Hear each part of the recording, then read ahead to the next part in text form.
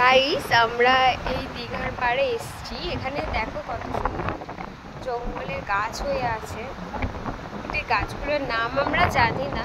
এখানে কিন্তু আকন্দ গাছের মধ্যে দেখছি, হ্যাঁ, কিন্তু দেখো এখানে ফল হয়ে আছে। এই ফলগুলো কি ফল এক্স্যাক্টলি তোমরা কি কেউ জানো? একটু নরম তুলতুলে, আমার তো মনে হচ্ছে এটা আকন্দ গাছ। আর এটা দেখো নরম তুলতুলে ফল হয়ে আছে। এগুলো কি ফল? এটা ছিঁড়বো? একটা ছিঁড়ি।